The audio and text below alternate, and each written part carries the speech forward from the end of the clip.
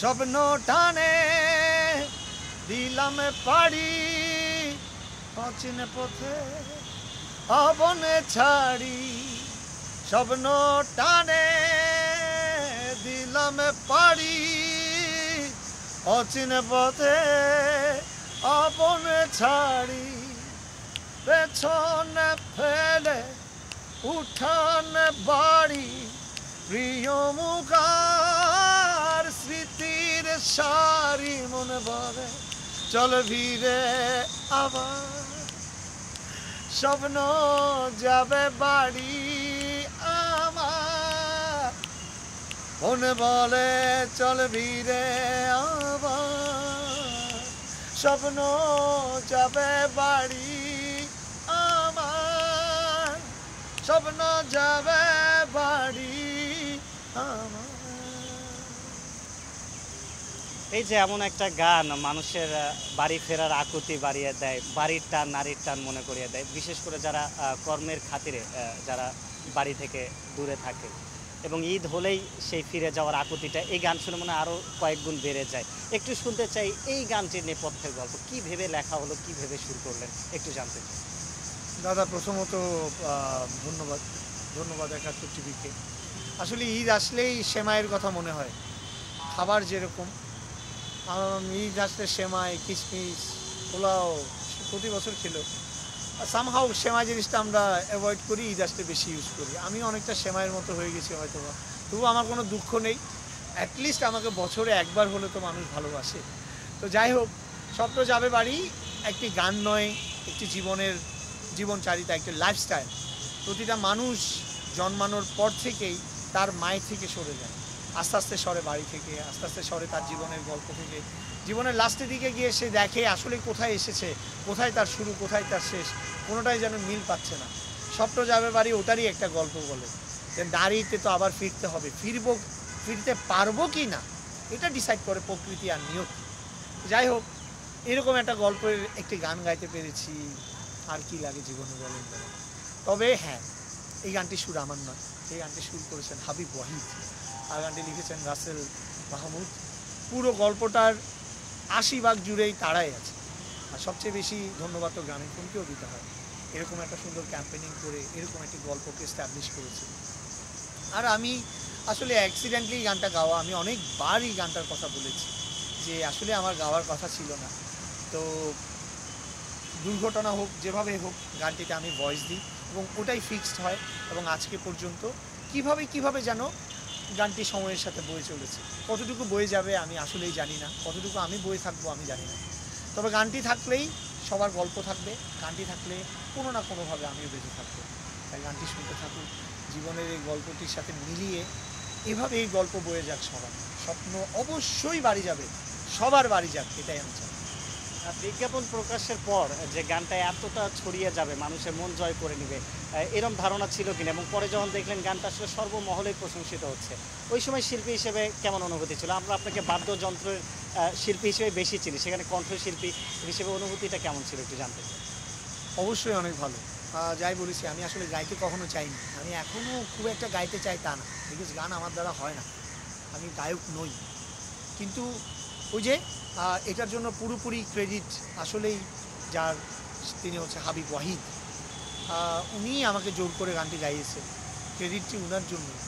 আর যখনই মানুষের ভালো লাগা পেয়েছি, আসলে আমি ডিরেক্টলি পাইনি, কারণ অনেক সময় দেখা যায় একটি গান গেয়েই মানুষের কাছে পরিচিত হয় অনেকেই, কিন্তু আমার ক্ষেত্রে তা হয়নি।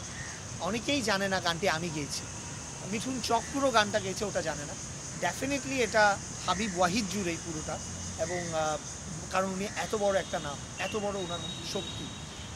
তো যাই হোক, গানটিতে আমার নাম আসুক না আসুক, সন্তানকে দেখলে বাবা মায়ের কথা মনে পড়ে, এটাই বাবা মায়ের সার্থকতা। ঠিক সেরকমই আমার গানটি শুনে অনেকেই জানতে চায় গানটি কে গেয়েছে, তখন অনেক ক্ষেত্রে বেরিয়ে আসে আমি গানটি গেয়েছি। আমার কোনো তাতে দুঃখ নেই, কারণ সন্তানকে জানা বাবা মাকে জানা একদম, সেটাই আমার খুবই ভালো লাগে। পুরো বছরই আপনি কিন্তু সঙ্গীতে সরব থাকেন, যারা সঙ্গীতের খোঁজ খবর রাখেন তারা জানেন সবসময় আপনি সরব রয়েছেন, স্টেজে হোক বা স্টুডিওতে হোক, রেকর্ডিংয়ে হোক, গান তৈরির ক্ষেত্রে হোক। কিন্তু এই যে ঈদের সময় আলাদাভাবে আপনাকে স্মরণ করে, এটাকে একই সাথে একটু দুঃখ দেয় যে আমি তো অনেক কাজ করছি, একটা নিয়ে কেন কথা হচ্ছে, একটু জানতে চাই। না আসলে গান তো অনেকগুলো করছি, সবসময় সরব আছি, বিভিন্ন দিক থেকে অনেক আনএক্সপেক্টেড রেকগনাইশনও পেয়ে যায়। এক্সপেকটেশন আসলে গানটাতে অতটা আছে তা নয়, তবুও বছরে একবার মনে পড়ে, ওই যে বললাম সেমাইয়ের মতো, আমি যদি সেমাই হই খারাপ কি, ফেস্টিভ্যালে হোক মনে করুক তাতেই খুশি। তো এটা নিয়েই আছে জীবন, দুঃখে থাকুক আর সুখে থাকুক, অভিযোগের জায়গাটা অত বেশি মুখ্য করছি না। গানটা যে বয়ে চলেছে এভাবেই বই থাক, আমি যেদিন মরেও যাব সেদিন টাইমস কলে যদি আমার গানটাই বাজে তাতেই আমি শান্তি। সামনে আপনার থেকে কি গান পাবো? আসলে সামনে তো না, অলরেডি বহমান আমার একটি গান যাচ্ছে, সেটা হচ্ছে ভেজাল। আর স্বপ্ন যেরকম বাড়িতে যায়, স্বপ্ন বাড়িতে যাক, স্বপ্ন দেখুক, বেঁচে থাকুক, সব কিছুর মূলে থাকে একটা জিনিস, খাদ্য। খাবার না খেলে বাঁচে কীভাবে, আজকে সেটাই ভাবছিলাম, সঙ্গীত আগে না খাদ্য আগে, বাসস্থান আগে না খাবার আগে।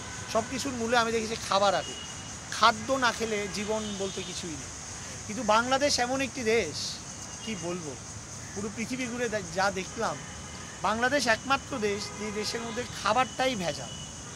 অন্য কিছুর কথা আমি জানি না, বাতাসের কথা আমি জানি না, খাবার যখন মুখে আসে ওই খাবারটা, প্রতিটা খাবার, ব্যবসায়ী সিন্ডিকেট হোক, রাজনৈতিক প্রেক্ষাপট হোক, মানুষের চিন্তা ভাবনা হোক, কেন জানি আমরা একজন আরেকজনকে ভেজাল খাবারটাই এগিয়ে দিচ্ছি। তো আমরা একটা কথা বলি, ইউ আর হোয়াট ইউ ইট, আপনি যাহা খাচ্ছেন আপনি তাহাই। তো যেখানে আপনি ভেজাল খাচ্ছি, তো আমি ভেজাল মানুষ হব না তো আর কি হব? আর যেখানে ভেজাল মানুষ সেখানে ভেজাল সৃষ্টি, আর যেখানে ভেজাল সৃষ্টি সেখানে ভেজাল জীবন, আর যেখানে ভেজাল জীবন সেখানে ভেজাল মরণ।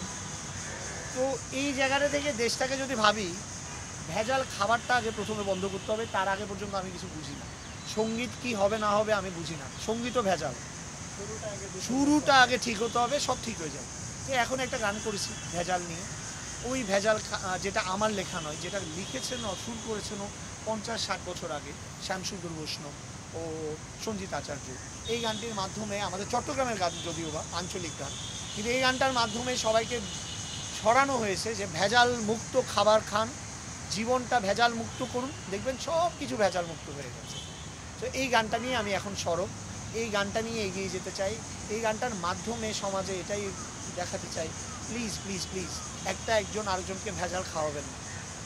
আমার জীবন, আমার বেঁচে থাকার অধিকার আছে, আপনারও ব্যবসা করার অধিকার আছে, কিন্তু ব্যবসা করবেন অন্যকে মেরে নয়, ভেজাল খাবেন না, খাওয়াবেন না, লিভ অ্যান্ড লেট লিভ। গানটি আমার ইউটিউব চ্যানেলে এখন পাচ্ছে, আমার পেজে এখন পাচ্ছে।